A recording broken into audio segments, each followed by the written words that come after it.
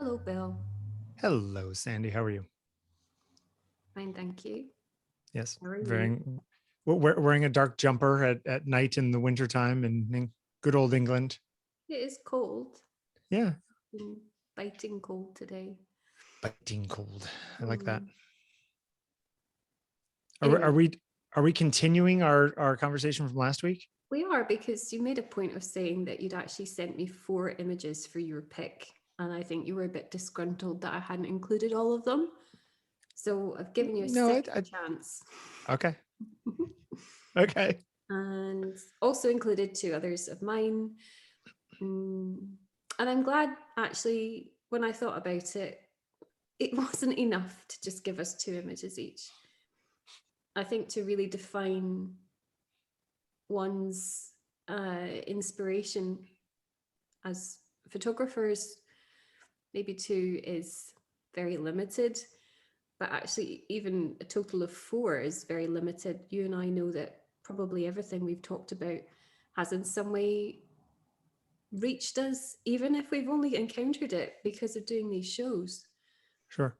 Um, anyway, I this have I have an entire folder on my Dropbox, which is called Inspiration, where I just drop images that I like that I stick in there. So if I'm stuck while coming up with ideas, I go look through that folder. really, I find that's kind of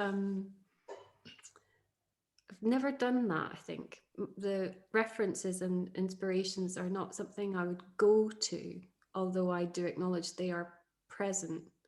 You would imagine that they would just be in my head and part of the way I see the world now. Yeah.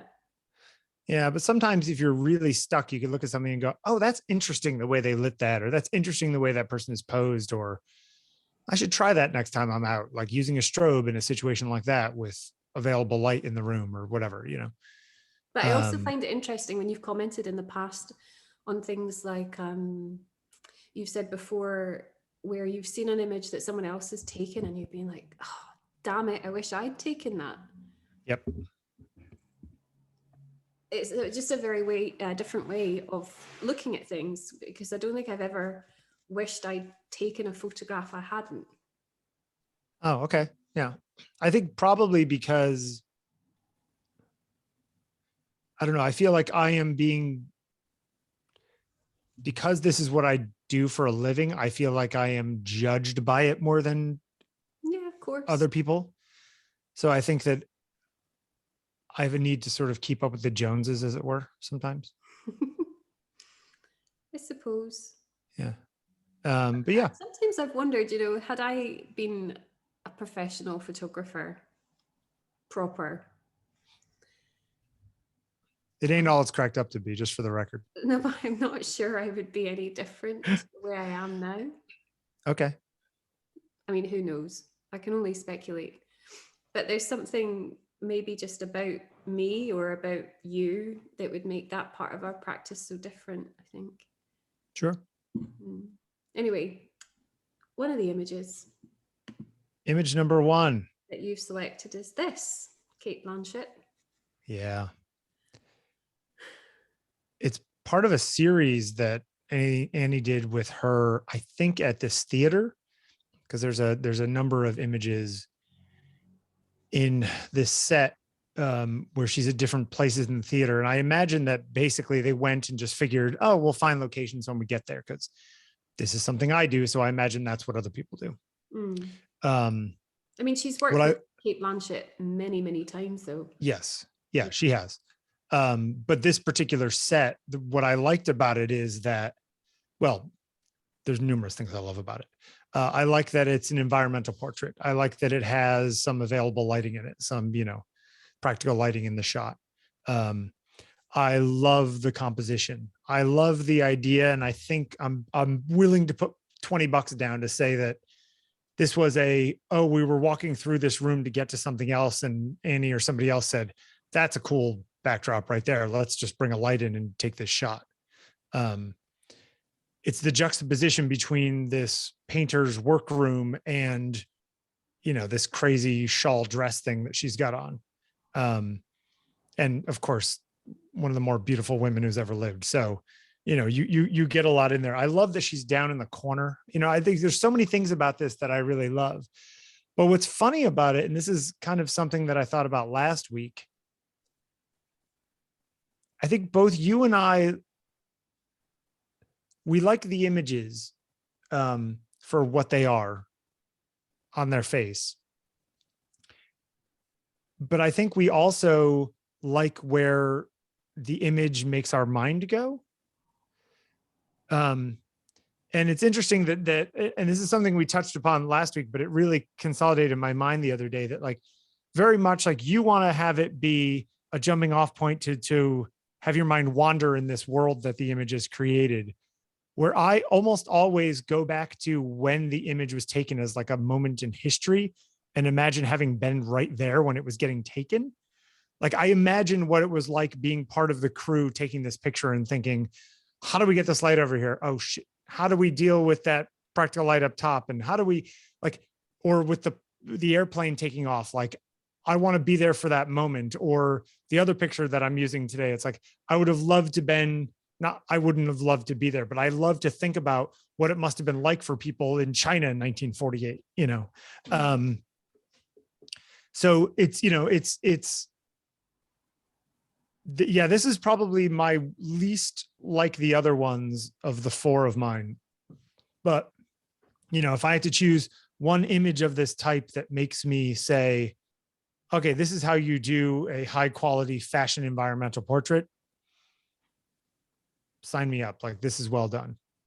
And really simple, one light, I bet you though, I'd also be willing to put down a lot of money that the original file out of the camera did not look this good. That there was all kinds of weird color casts and stuff that they had to deal with in post. Anyway, what are you going to say? Well, I don't normally categorize maybe in quite the same way you do. But I did think about what we spoke about last time, and I thought about what we're going to speak about today. And I was considering, is there some way to kind of round up what you and I like? And I was thinking that you have people in your photographs, but often actually it's about the event rather than the people. Yeah. Okay. So, and then when I was thinking, well, yes, I had the dancers, Cav, the bebop. But really, most of the photographs I would pick actually don't have any figures in them. But the photographs I love are probably much more about people somehow. Like they're about people, even if there are not people in them. Yeah. Or certainly something. Or you're the person in them in some way. Well, yeah, but nonetheless, there's a strong human presence, a kind of humanity in the photographs that I like. And I'm not saying there's not humanity in the images you like. It's just that they are event centered. Sure. I also think that, what you just said about me is kind of true, even in my own work, where, yes, obviously there's people in almost every photograph that anybody sees of mine. What I do, but that exact moment in that picture is not nearly as important to me as the memory of the process of taking that picture and interacting with that person. That is an artifact. It's not the goal. It's just an artifact of the experience, And I think it's true of this too,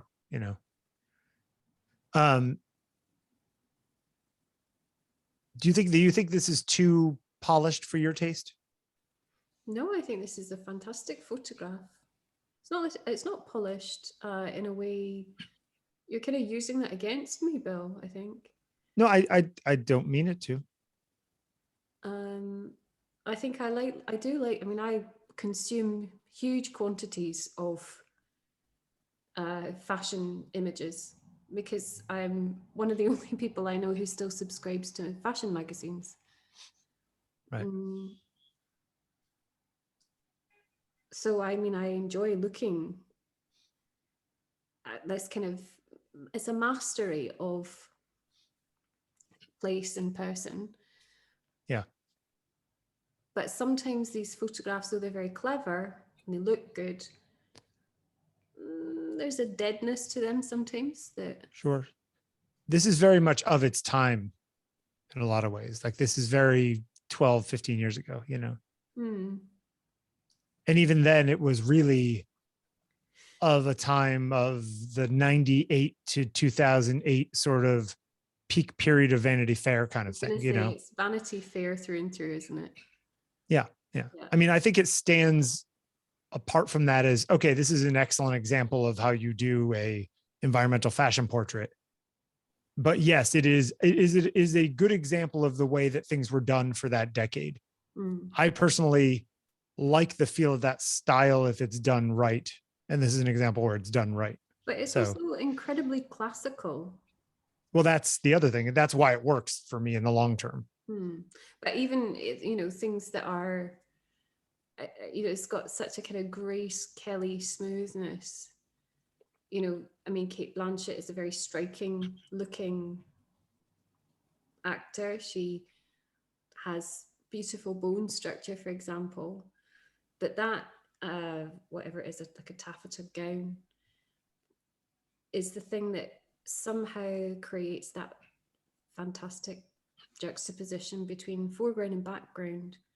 Yeah. She kind of floats there. Yeah. So in that sense, it's really interesting. I think it's interesting because if there was a classical painting like this, I don't know that you would place her there, but it really does work well compositionally.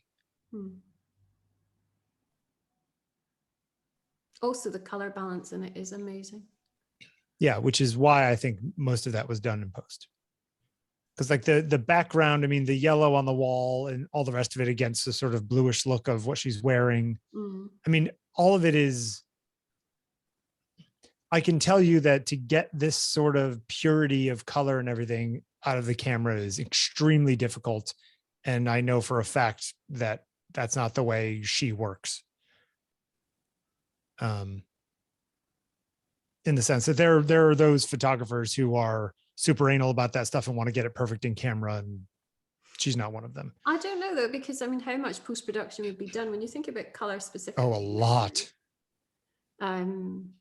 You've got things that may have been amplified or enhanced rather, but you can't stop the fact that no smoking sign is red. You can't stop the fact that the top of the mop is blue. You can't stop the fact that we've got the yellow. So we have the complete balance in that frame, even without there being additional assistance. Yes, no, absolutely. I mean, the elements are there. What I'm saying is that like how well lit and perfectly colored her skin is, for example, in a mixed lighting of that light from overhead. And you can actually even see it on behind her, the way the dress kind of has that weird, you know, greenish tint on the folds that the strobe isn't hitting. It's like, that's the color of the dress under that light from above. You know, they did things, they separated this all out and color processed different sections of it to accentuate or pull down or pull up stuff. I mean, this is like what I do all day long. It's just interesting seeing it. I mean, her famously, Annie's retouching teams are, you know, she uses some of the best. She uses box. She uses the best in the world. And, you know, the guy Pascal, he's like, this is what he does, but he does it in such a way that he's so good at it that you don't even know it's being done. You know, it's like he's hitting you over the head with subtlety. I mean, it's amazing. It's like you can't even tell that it's been touched, even though it's been very heavily worked. It's kind of amazing. But yeah, I don't know. It's funny because I use this as an example of, I like this kind of work. I occasionally put my toe into this kind of work. I don't know that I'd want to do it all the time, but this is a one that kind of I always look at and just think, God, that's a good picture, and I wish I had made it. Call it Cate Blanchett. Yeah, get her on the horn. Photographed by you. We're gonna have to do this if you and I are ever on the same continent. We're gonna have to doll you up and bring you into a workroom in some backstage area of some place and shoot you. What? My brain switched off for a moment there. We'll go to the gallery. We'll shoot there. I wasn't listening. What do you got for me? Okay, so I know that I've shown Candida Hofer before. I know that you were annoyed with me that I didn't come up with new things, and that we've already talked about the things that I show, because they genuinely are the things that I really, really love. So the fact that images might have cropped up in other places and other conversations, to me didn't really matter, because it's my pick. And I would say that Candida Hofer in her practice is someone who, like Lynn Cohen, for example, has been hugely, hugely influential on my work as a photographer, which sounds so naff when I say it out loud, and you must balk every time I do say things like that, because I have never done such. But go ahead. I'm not a professional photographer, Bill. Let's not make any bones. Most days I'm not either. So go ahead.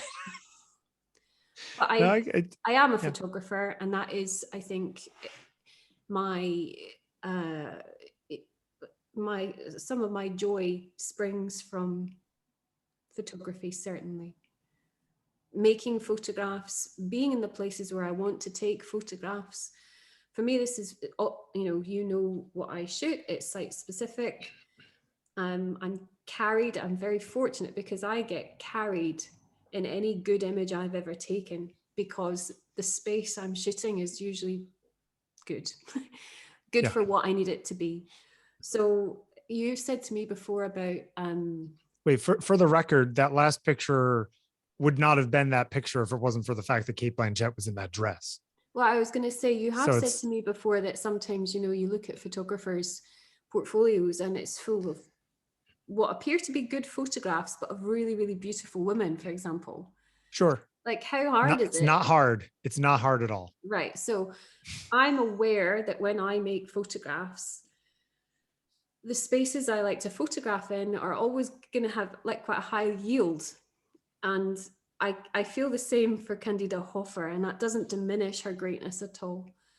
The things I really admire about what she does is that she uses natural light, ambient light.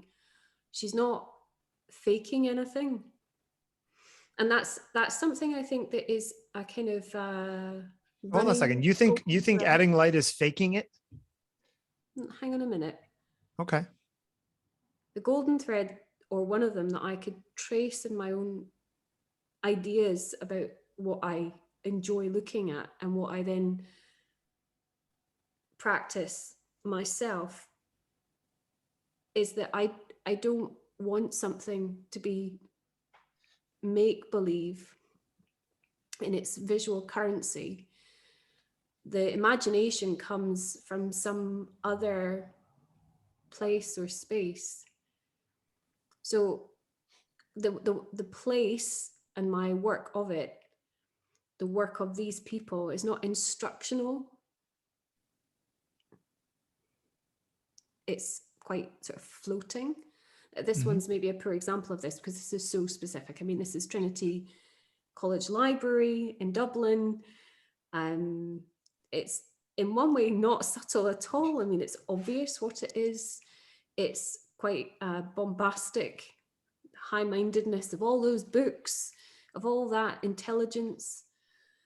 Yet there are these glorious subtleties in it, and obviously the absence of people really kind of enhances a sense of quiet, maybe, in the library. That's kind of basic thing, an obvious thing, but just a spatial quietness, even in a place that has so much going on. I love it. And the work, all of her work, really, especially from this period, the early kind of 2000s, she's really in her stride, I would say, as a photographer. And I mean, she trained, in the best possible conditions, the Dusseldorf School, with Thomas Struth, fellow student of Bernd and Hilla Becker.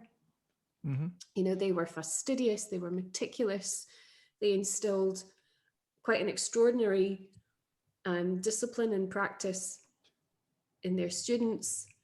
And Hofer has made her life's work about that meticulousness. But also, there's something really truthful yet otherworldly about these most ordinary or familiar places. And she says that about like locals are kind of living amongst marvels that they don't notice. And then she comes in with her camera and the greatness is revealed again, somehow. I wrote something down that I want to read. She said herself, it became apparent to me what people do in these spaces and what these spaces do to them is clearer when no one is present, just as an absent guest is often the subject of a conversation. And that appeals to me. The absent guest is the thing we talk about. I mean, do you think also that there is the invisibility of those things around us that's a common trope, right? It's like we don't notice the things that are around us all the time. Yeah. Well, it's why, you know, anywhere I've ever gone as a tourist, I've taken the least touristy photographs of things like corners in toilets in a museum rather than the grand staircase. You know, I mean, my work is very small in some ways, whereas this is very grand. But it's the same principle, really. Yeah, sure. I mean, there's also something about her work that I've seen. There's just, you know, it's all about the precision. I mean, even look at the amount of each column on the left and right that she's showing, the overall symmetry and perspective correction and everything that's going on. I mean, this is somebody who is trying to square things off because there's some sort of, I don't know, German perfection that is trying to be reached in the composition, right? You know, that's like part of the game. I mean, I would love to see giant prints of these because she shoots large format or something. What is this woman? Yeah, large format. Yeah. So, I mean, like, oh my God, I can't even imagine what these negatives look like. Amazing. Yeah. And I mean, and there's something to that, right? I mean, even sometimes people will ask me, you know, oh, why do you bother shooting 50 megapixel images or 100 megapixel images? Like, it's only getting used this big in some magazine. Like, who cares? And it's like, yeah, but I want to be able to take my own pictures and dive into them on the computer when I go look at them, or to be able to print them out the size of a wall. Like, there's some sort of power in that sort of detail, you know, that sort of fidelity, which creates a realism of the moment. If photography is recording light, it's like I'm recording more of the light with a larger format or with more detail. And even though we're only looking at it this big, to know that there's a version of it that is so detailed that I could read the spines of those books 4 things down, that gives me a special tingle in my tummy. I don't know why. But yeah, isn't it, I think, a lovely thing for a photographer to be so respectful of the intentions of the place and the space that they allow themselves to photograph only with the ambient light, because our spaces are so often about how light operates within them. Yes, but I also think the flip side of that coin is that it's also makes her life easier in the sense that she can only record what's there, and that having to make the choices of how to light it is something she completely abdicates to somebody else. You know, there's, I mean, everything's a double-edged sword. Photographing architecture, Bill. Sure. Yeah. You know, I would say that there's an integrity in working this way. Sure. In the same way that there's integrity to not cropping your images in post, or integrity of doing no retouching, or integrity of, but you're still making choices of what film stock you're using, what lens thing, how far you stop down. So how much depth of field. I mean, there's still all these decisions you're making. So the purity only goes so far, but I understand what you're saying. It's a good one. I mean, I love it. I want to see them bigger though. I just want to say that they might appear so different, but there is a sense of reach and depth in them that's quite similar. Are you saying we're not so different, you and I? Well, no, but wait, it's really funny because this is your next one. Yeah. Oh, that's a terrible version of it. We should get in a better one. But yes, okay. I should have got a better one. But anyway, so it's Cartier-Bresson. Yeah. You know that I saw this. He went back in the 50s. 10 years later. Yeah, to try and see the outcome of the reform. The kind of. I think the irony of it is that this is an example of how different the world is for photojournalists nowadays than it used to be. Because famously, I forget exactly what it was, but something along the lines of Bresson was supposed to go there for 4 days and he stayed for 6 months or something like that, because you could do that back in the day. You know, it's the insanity of like, oh, well, the magazines were like, well, we'll just send you and see what you can find. Come up with something really neat. And he's like, okay. It's just insanity to me. He was supposed to go for 2 weeks. He stayed for 10 months, just hopping around Shanghai. You know, it's a completely different world, but I mean, you know, but is it kind of like method acting, you know, immersive? Sure. I guess my point is that I don't know, other than somebody who's doing some deep book nowadays, no one has the what's the word I was looking for? Luxury of taking that much time to do this, to like just simmer in something. But I look at this and I just think about these people, this, you know, I don't know, 60 people that are in this photograph or whatever the heck it works out to be.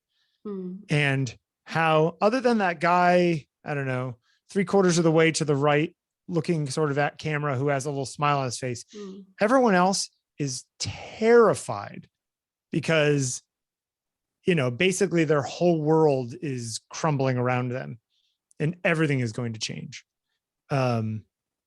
It's fascinating. I mean, I can't even imagine what it's like to be, I mean, short of all the stuff that happened around World War II with, you know, Nazis invading Paris or something like that. Like I can't imagine the modern equivalent of this kind of thing, at least in the West.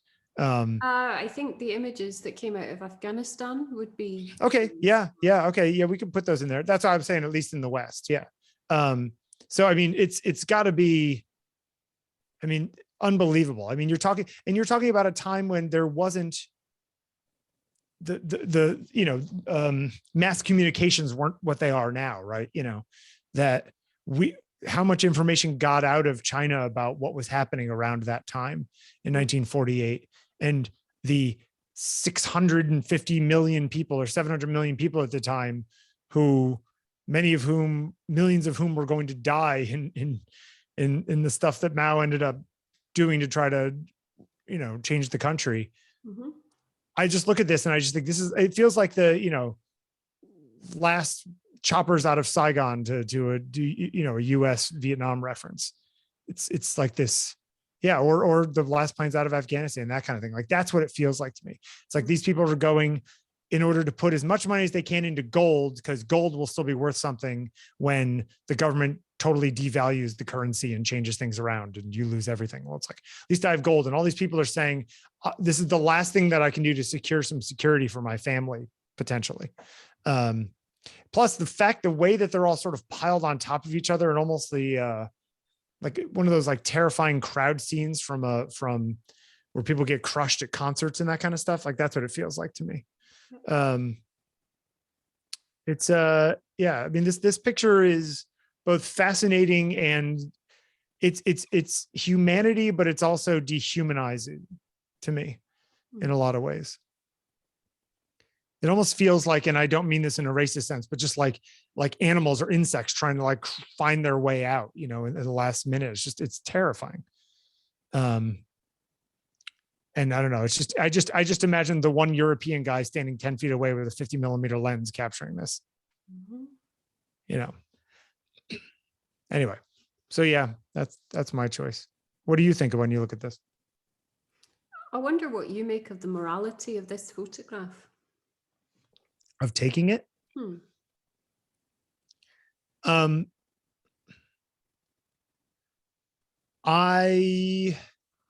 mean, we've talked before about, in general, I don't think photographs are moral or immoral. The only ones that I really got upset about were, what were the ones where the woman was getting hit by the guy? Like that one. Found very difficult. Yeah. Those get to me because this is something you could do something about. Cartier-Bresson is not going to stop the Maoist government from instituting its reforms. So the best he can do is photograph it, but he's certainly doing it from a position of power, wealth, and privilege as like a rich French guy, you know? But if he wasn't there, we wouldn't have these images of what happened that day. So yeah, it's a tightrope of justification, isn't it? Yeah, I mean, would you rather not have the images at all? And what would that have gained? It was not like it would have changed anything. I have such an ambivalence to this work.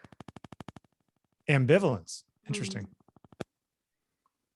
And that surprises me because I'm usually very moved by human struggle. Yeah, you don't empathize with the people in this photo. It's not that I don't empathize with the people in the photograph, it's that the photograph itself it doesn't somehow reach me. Oh, interesting. I think this is one of my favorite Cartier-Bresson photos. I don't know if it is the smiling man. Yeah. Gives it a bite of something else. I don't know what it is. Whereas I do know that there's still photographs that I saw here not very long ago of the people at the airport in Kabul, or the throngs of people in Syria in bombed out streets in you know, Syrian cities, that mass kind of exodus. I found them profoundly moving. Was this on? Is this too far away historically or something? No, because I mean, earlier than this, you know, photographs of Stalin's Russian, you know, purges and gulags and whatnot. Yeah. You know, all of it is so powerful. Yeah. But this, it doesn't mean, again, I want to emphasize, doesn't mean that I don't understand that these people will suffer. But it's I don't know, the way it's been photographed, I find it's not that it's dispassionate because it's reportage. It seems disingenuous. I don't know. Interesting, because I feel like if you had gotten closer and shot these people, like if you had shot, you know, crop into any group of 5 people, I don't think it has the same weight as seeing 50 people crawling on top of each other to get there. I mean, in some ways, it's the scale that says something to me, not individual faces. But yeah, I think partly also because so much of his work is so French and sweet, you know, it's so romantic in a sense. That seeing something where it's not about fantasy, in fact, it's about some sort of rock hard reality, is in its way I don't know, kind of not refreshing, but like it's interesting to see his point of view on something that actually matters, not a bunch of people sitting by a river eating lunch. But I don't think he brings the same, the same power to a photograph that by rights should be so much more powerful. Yeah. And unfortunately, I can't articulate it particularly well. I can't explain myself about this, but it's just an emotional reaction or lack of reaction, really, is what I'm talking about, Sure. to this image. That's fair. Let's see your last one.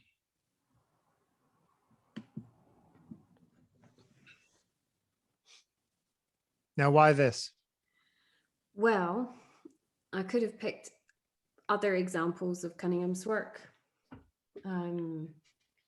You've got very famous, instantly recognizable, maybe certainly in our world, images of plants and flowers. Her botanical photographs are very well known. Her nude studies, beautiful, soft, giving, yielding. This photograph is taken, she worked her whole life. She lived to be a really old lady. 1958 is kind of almost like an obscure year, though. It would make sense to talk about Cunningham in context really of the 20s and of kind of her early pictorialism.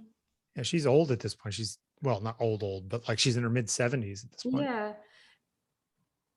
There's just something about this. It's again, maybe a nostalgia.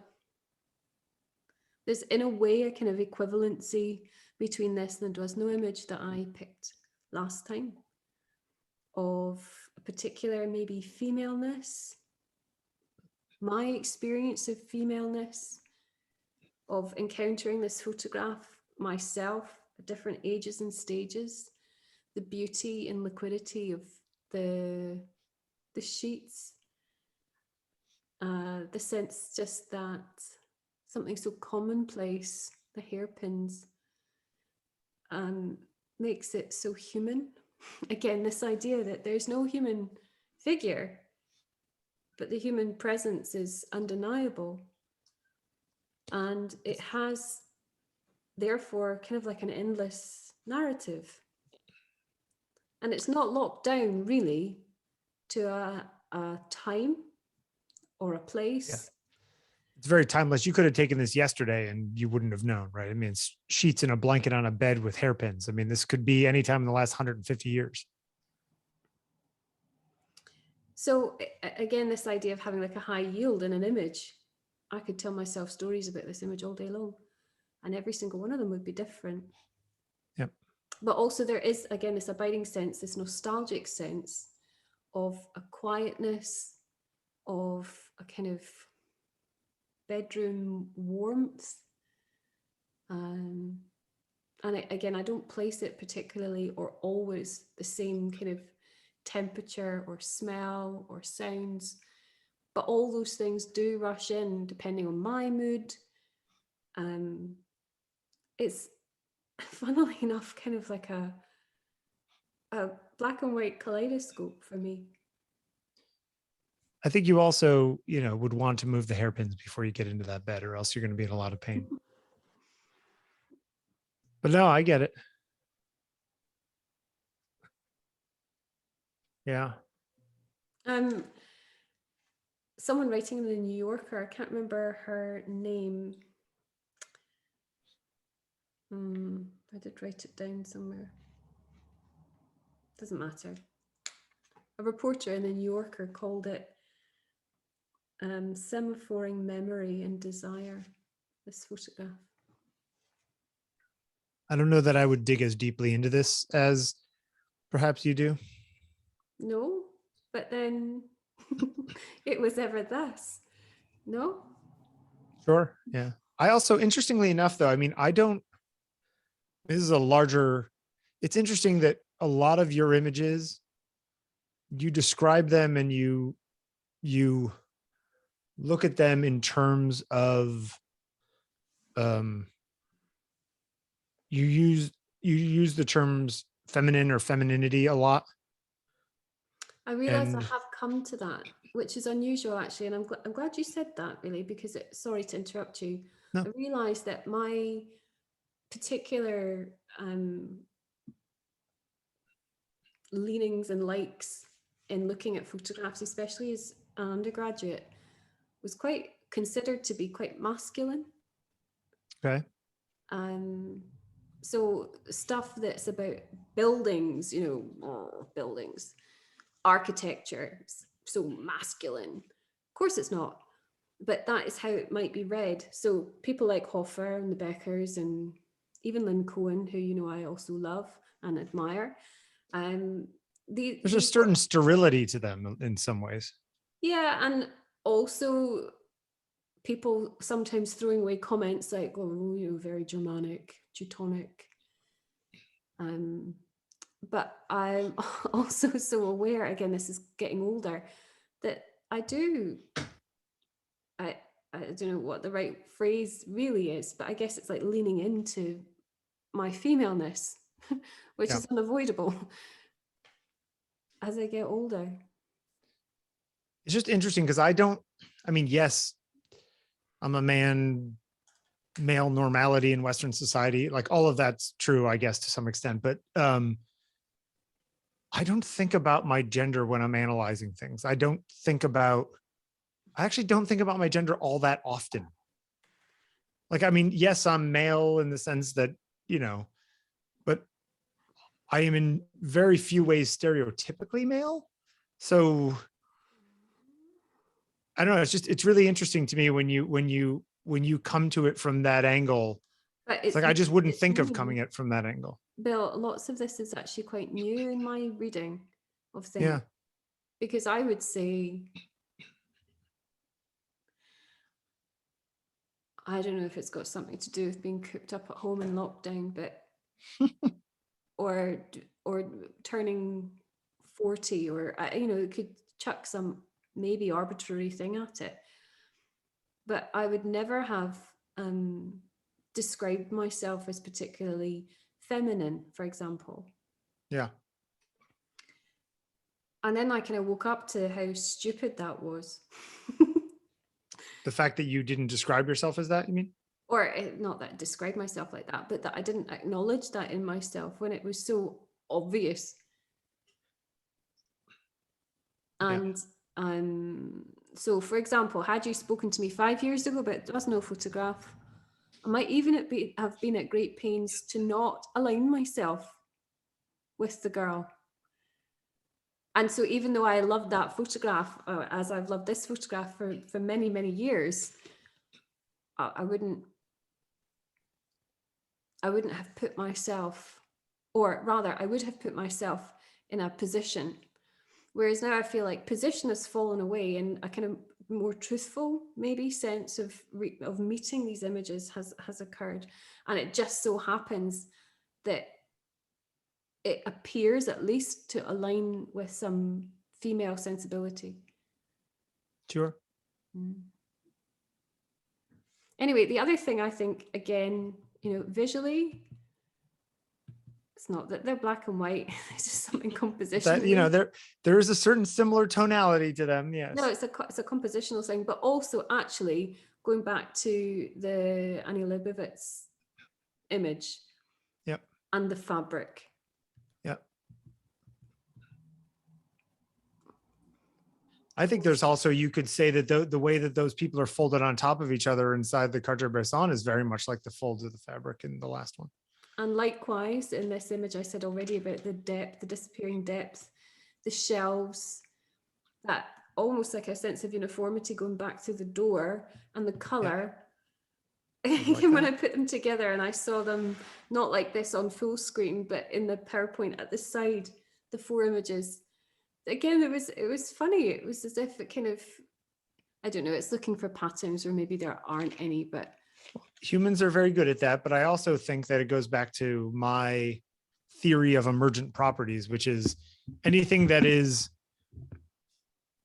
a certain level of quality is going to have stuff in it that people can pull out of it.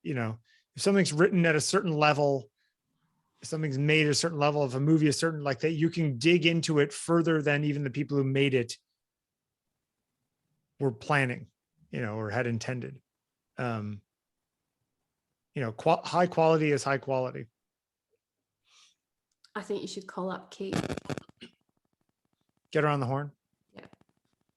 Do it now, Bill. Good stuff. Thanks, Bill. Thank you.